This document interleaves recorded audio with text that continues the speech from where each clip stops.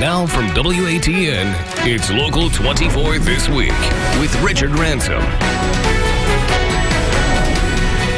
Welcome to Local 24 This Week. I am Richard Ransom. Thanks for joining us. We're ready to give you the real story behind the big stories, and it was a busy week for news in the Mid-South, starting with the Memphis mayor's race. A new candidate this week, County Commissioner Tammy Sawyer, says Memphis can't wait, and it's time for a mayor who cares about us. I'll ask my roundtable how her entry into the race changes the race. We'll also talk about Governor Bill Lee's State of the State address, big plans for education and criminal justice reform. He came to Memphis a few days later for an address that had a lot of hype. Many expected to be tailored to West Tennessee, but was it?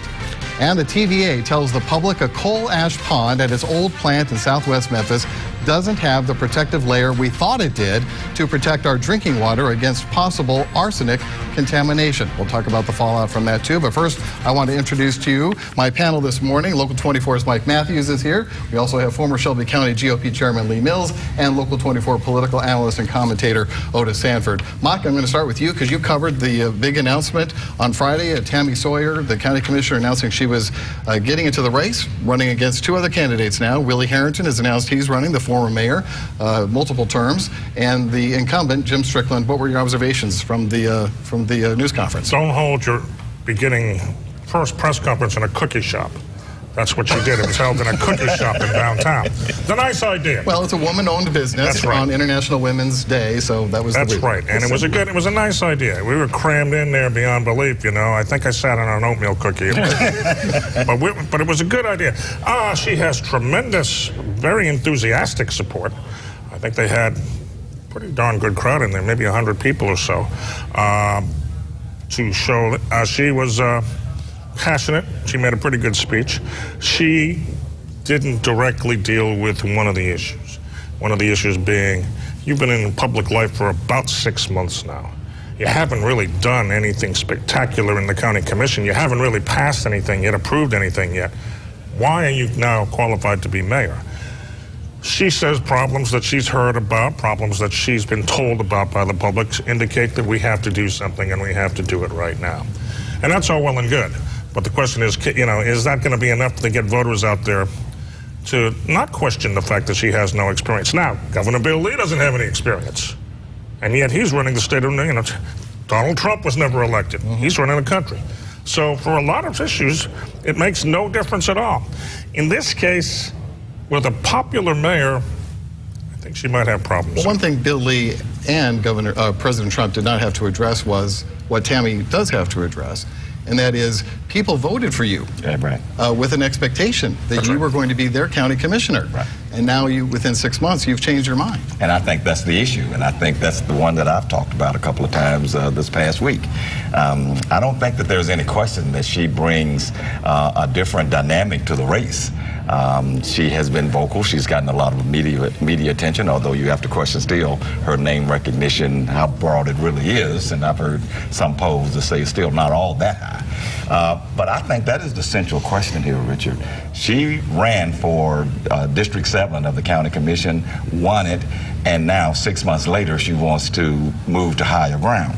And I haven't heard a cogent explanation for that yet. And I think that will be one of the things that people will question, along with other things. Again, the experience level is one thing, but we'll just see where her support really comes from beyond an enthusiastic group that we see right now. Well, I don't know if we should diminish the enthusiasm of Lee Mills, who before the taping of the show began, he said he's very excited to see how this Memphis mayor's race unfolds. Why don't you elaborate on this? It's going to be exciting. Commissioner Sawyer is very passionate about what she is dealing with, right? The issues she finds important, she is very, very passionate about. I don't agree with nearly any issue she has, but she's passionate, and I can appreciate that. I agree with these two gentlemen. Being in office 6 months is going to be a tough hill to climb. But Democrats locally have a kind of a history of this, right? Our mayor hasn't really finished, the county mayor hasn't finished a term he's been in office yet either. Now Tammy Commissioner Sawyer is trying to move ahead a little bit too. She also didn't address, Mike says she did today and I missed it, but in her initial video, she didn't address some of the real problems in Memphis like crime. So she's got a lot of stuff to talk about and elaborate on more. Well, the issues that she is passionate about, poverty, policing, the way development is being handled in the city, minority contracting, education. I mean, these are all things that we should all be concerned about, yes? Yes, and they were all things that Mayor Jim Strickland has shown growth in since he's been in office. She's got a tough battle ahead here, okay? Let's take minority contracting as an example. You and I were talking about this. Under Strickland, it has doubled. He's gone from a 12% minority business contracting to 24%, which Sawyer did not dispute today, but says we can do better. Still, we all know the obstacles. How can we do better? But how do you make that happen? Yeah, how do you do better? She didn't address that. The same thing down with the economy, with the fact that we have one of the lowest, if not the lowest, unemployment rate in this city in decades. She didn't mention that either. She didn't mention the poverty rate, which the mayor made made a great deal about when he made his State of the State of how it's gone down over the last few years. She didn't mention that either. All the indicators that she's pointing toward, saying these are serious issues, are certainly serious issues, but they've been improved under the last 4 years under Jim Strickland. Just not enough is the message. Well, and that's going to be her message. But again, you can't argue with progress, and I think Jim Strickland can point to progress. I will point out one thing here. She has been very vocal and very passionate about juvenile justice, and I don't know how you would disagree with that issue. That we certainly have to be more mindful, more equitable, and provide better services and better accommodations for youth who are wayward and wind up in juvenile custody. She's on the right side of that issue, I believe. But again, Mike is right on the money here. All of her issues are things that I think Jim Strickland can point to and say, I've made some progress on this over the last 4 years when very little progress was being made over the last 20 years. Let's talk about just support that she has to overcome, I think. She has Tawan Stout Mitchell on her side, who's been a frequent guest of this show. We invited her to come on today, but she isn't feeling well. But we do know that Strickland has the County Commissioner, Van Turner, behind him. He's got State Senator Ramesh Akbari behind him. These are big names who may have some future intentions themselves in a mayoral race. It's going to be difficult to rally African-American support, which is going to be very crucial, as it will be in most races. Otis, you talk about that. Well, yeah, I think that's absolutely true. When Jim Strickland held a fundraiser, I think it was in December, and he had a long list of supporters. I think Van Turner was even one of the sponsors of that fundraiser. Van Turner is someone, whether you agree with his politics or not, he is not just an up-and-comer, he's already there. In terms of credibility as a political leader in this town, people are even looking at him as a possible mayoral candidate after Strickland leaves office in 2023 if he gets reelected.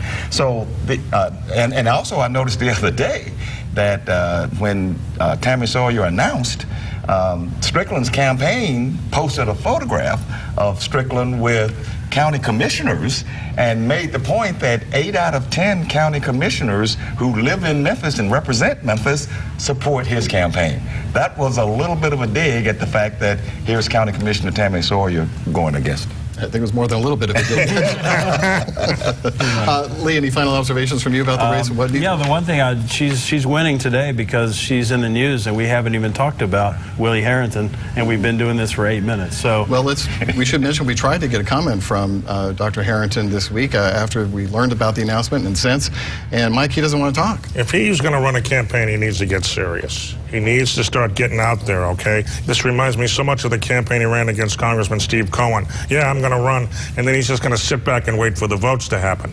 Not going to happen this time. Frankly, as I looked at Tammy Sawyer's campaign running right now, I'll go on a limb and say she's a second-place candidate in this race right now because she can get the votes out. I heard her speech today. She can get people motivated.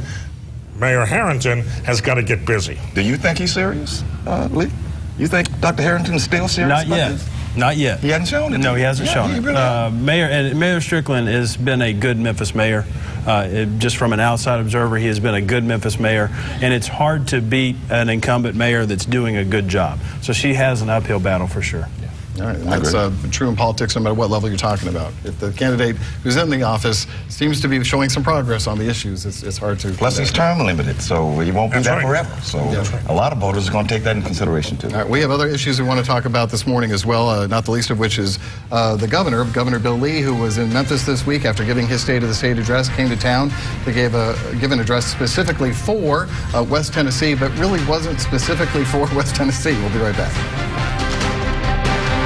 Jeff, you really don't think you can beat me during Mid-South Madness? Oh, I'm going to sell more cars and trucks. No more trash talking. My team is going to outsell both of you guys.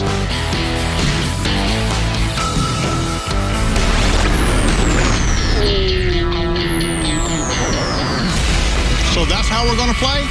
Mid-South Madness is back at all 5 Landers Auto Group locations. Hurry in for one-time savings. If it doesn't say Landers, you pay too much. Guys!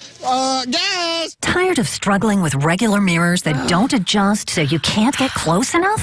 You need Flexible Mirror, the bendable, light-up magnification mirror that comes to you. Just stick it on and turn the base. The super suction locking mechanism means you can put it on any smooth surfaced place. Lock it onto any mirror, table, or desk, even on a window. The secret is Flexible Mirror's super strong articulating arm that's attached with an ingenious ball and socket so it can swivel and rotate for the perfect angle. The mirror is precision crafted with 10 times magnification and crystal clear optics. You can get Flexible Mirror for the special TV discount price of just $19.99. It comes with our 90-day no questions asked money back guarantee. And we give you free shipping on your entire order. Here's how to order. To order, call 1-800-711-2659. That's 1-800-711-2659, or order online at tryflexiblemirror.com. It was an idol audition that brought the judges to their feet. That was a religious experience. But tonight, we'll have them floored. Because the talent has never been so spectacular. Do you know how good you are? The story's so emotional. What the heck is going on here, man? It will leave you totally speechless. It's my first goosebumps. American Idol, the journey continues tonight on ABC. You're watching Local 24 This Week with Richard Ransom. All right, on Monday, we had Governor Bill Lee's first State of the State address as the new governor of our state.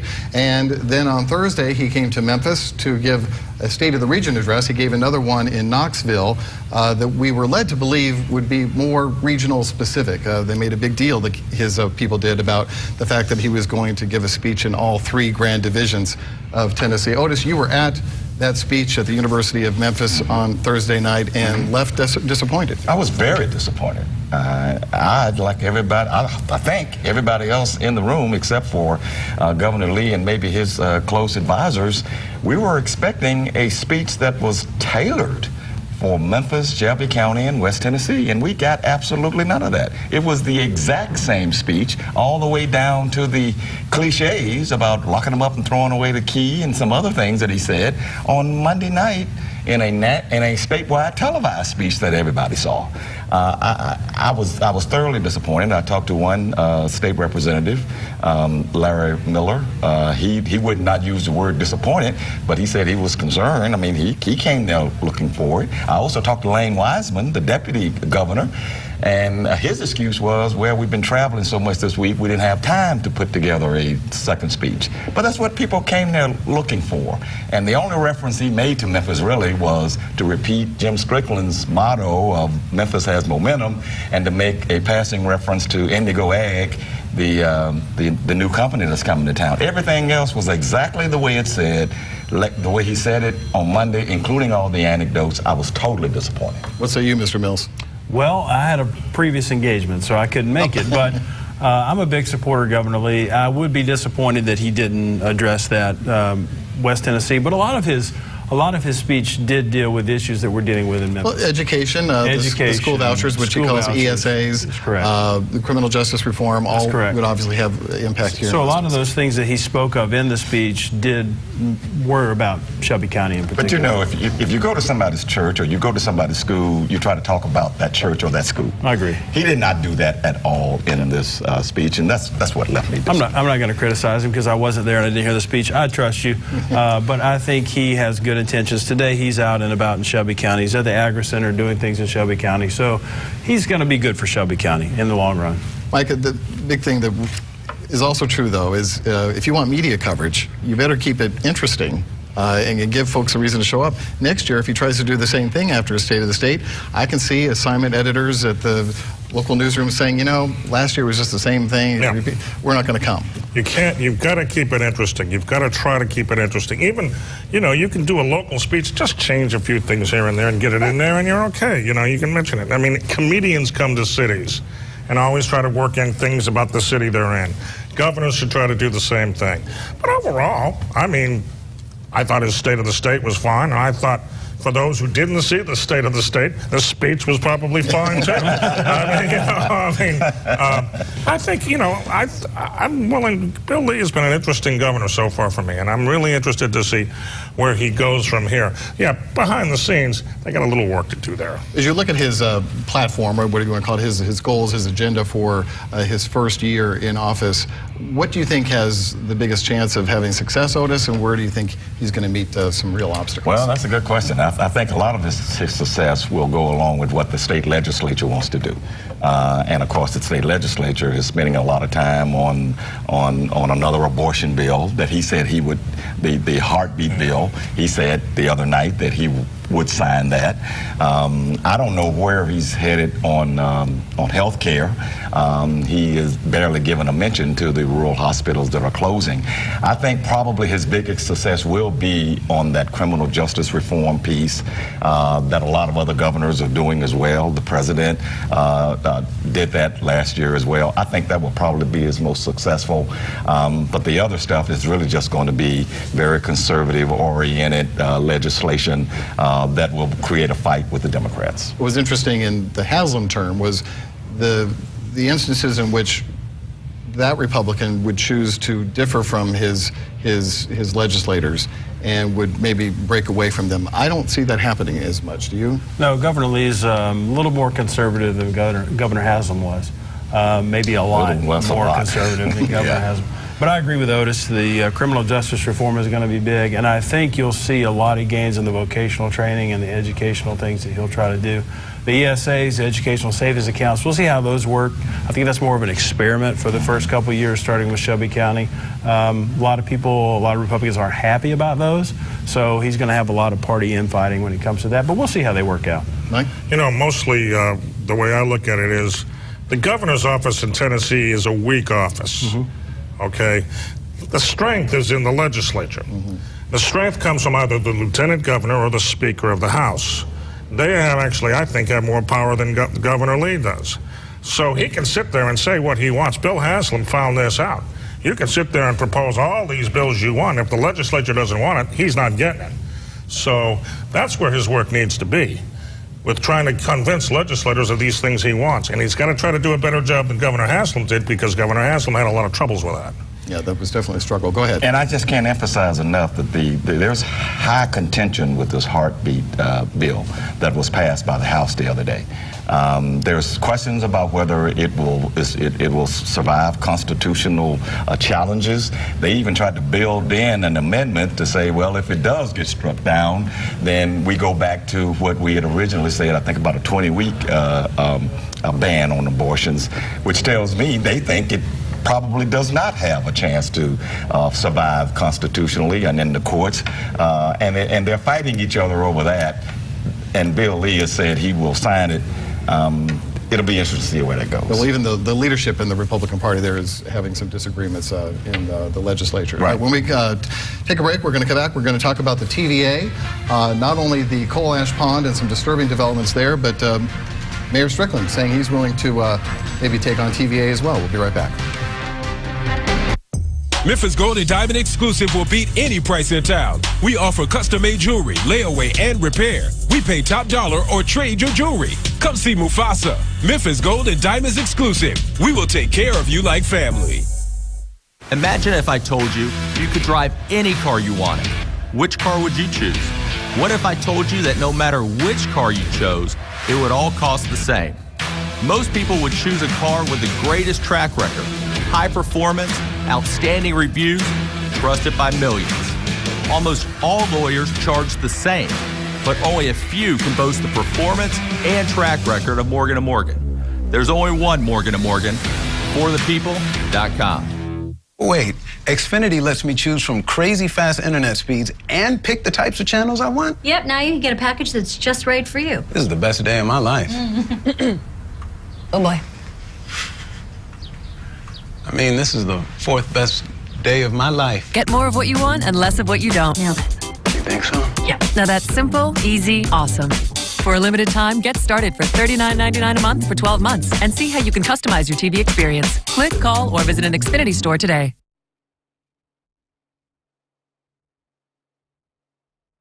No right from wrong, and we sure don't like bullies. So if you've been injured in an accident, don't you let an outside insurance adjuster or company tell you what you deserve for your injury. You need to get somebody to stand up and fight those people tooth and nail and get you every dollar you deserve. Injured? Need help? Call me now. 888-WE-FIGHT.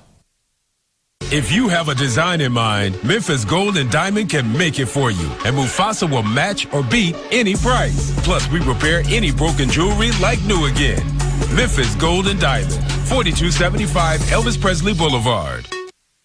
You're watching Local 24 This Week with Richard Ransom. Well, in the time we have left, I want to talk about one of these, I guess I would call it a sleeper issue, but I think it's constantly festering and it's constantly giving us enough fuel here and there to stay in the spotlight. And this is the TVA question, the MLGW question. It's all intertwined, so to speak, but there were two big things this week. Number one, we learned that the layer of clay that separates this coal ash pond from an old TVA plant in southwest Memphis, there you see it, that we know has arsenic and other toxins in it, has been seeping underground. There's no protective barrier. We thought at least Mother Nature had provided one in the form of clay, but now we learned that's not even there. And no, our drinking water is not threatened right now, but there's concern that that could happen. And that it's going to, we know, cost a lot of money to clean up. We know what happened in Kingston that resulted in the loss of dozens of lives, literally, in cleaning up that mess. We know rate increases will be involved. So TVA has some splaining to do on that one, I think it's fair to say. And then we also had Mayor Strickland do something that mayors rarely do when it comes to MLGW. They just kind of like to leave it alone. But he says there's enough compelling evidence, 4 studies now, that suggest we could save more than just a pittance for customers and the utility if we look at another source of energy rather than TVA, which we've been the sole customer for 80-some years, or the major customer. Otis, you had an opinion on this earlier. I did. I think that while, no, I can't dispute that there's no evidence right now that our drinking water is in danger. I certainly hope that TVA and anybody else who's involved in this, EPA or whoever, is being honest with the public about these issues and the potential danger in this. You know, I lived in Detroit for a few years, and we all know what happened up in Flint. The officials were not being honest, and so we can't take the risk of people, you know, putting a good face on something that may not be a good face. So I just want some transparency and some honesty. And I'm glad that the mayor is taking the position he's taking on the TVA. It's a good political move for him, I believe. And so I'm glad to see that happening. But we have to really stay on top of this water issue with that coal ash plant. Mm-hmm. This was a plant built in the 50s. You know, the EPA wasn't real strong back then, if at all. It wasn't even around, I don't know, but it's been a while. Over the last couple weeks, I've learned more about aquifers than I thought I would ever know, because, you know, I study these things. It's very interesting. They say some of the water in there is 2,000 years old. It's actually the cleanest and most purest water in the nation. And while I'm not an environmentalist, I want the cleanest and the purest water I can get. So we need to make sure that this pollution doesn't reach that aquifer, no matter what it costs. As far as the rate increases, we have to look at something. I've said it on this show before. We've got to do something. Doing the same thing over and over and over again, expecting a different result is the definition of insanity. We can't go insane. We've got to do something different. Mike, you know as well I do, when you move to Memphis, one of the first things you hear about is the drinking water, Absolutely. the quality of the drinking water. Your drinking water that, as Lee alluded to, that first fell on the earth when Jesus was walking on the soil. So this is a really important issue and could have a really big impact on this. Yeah, it really can. And what they're saying, I think, which is interesting is, no, everything's fine right now, as Otis said. But the key issues are those two words, right now. This could change. This could change over the years, and what they're saying is pay attention to it now. Pay attention to it now, do something now. Study, spend money, try to take care of business now, before it's too late.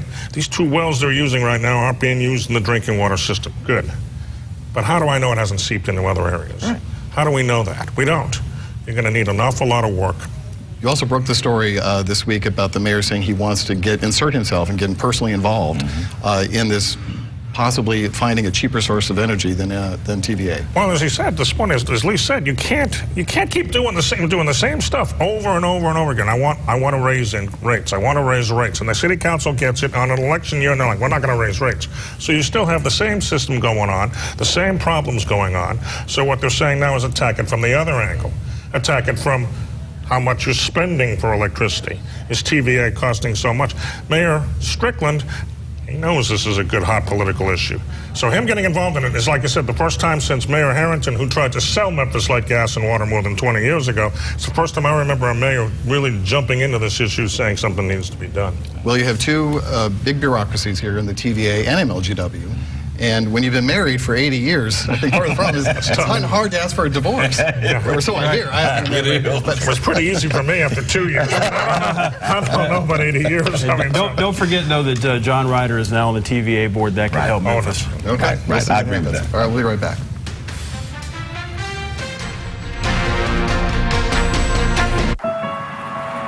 It hasn't always been easy, has it? There have been days when you doubted yourself, and days when you were ready to quit, but you didn't, because you had the courage to venture into something powerful: education. If I leave you with just 3 words of advice, never stop growing. Tired of struggling with regular mirrors that don't adjust so you can't get close enough? You need Flexible Mirror, the bendable, light-up magnification mirror that comes to you. Just stick it on and turn the base. The super suction locking mechanism means you can put it on any smooth surfaced place. Lock it onto any mirror, table, or desk, even on a window. The secret is Flexible Mirror's super strong articulating arm that's attached with an ingenious ball and socket so it can swivel and rotate for the perfect angle. The mirror is precision crafted with 10 times magnification and crystal clear optics. You can get Flexible Mirror for the special TV discount price of just $19.99. It comes with our 90-day, no questions asked money-back guarantee. And we give you free shipping on your entire order. Here's how to order. To order, call 1-800-710-8164. That's 1-800-710-8164. Or order online at tryflexiblemirror.com. It was an idol audition that brought the judges to their feet. That was a religious experience. But tonight, we'll have them floored. Because the talent has never been so spectacular. Do you know how good you are? The story's so emotional. What the heck is going on here, man? It will leave you totally Speechless. It's my first Goosebumps. American Idol. The journey continues tonight on ABC. My thanks to Otis, Lee, and Mike for being here this morning. We appreciate it very much, and we appreciate you being here, too. If you'd like to weigh in on the show, rransom@localmemphis.com is the email, rransom@localmemphis.com. We'll see you next week, folks. Thanks for being here.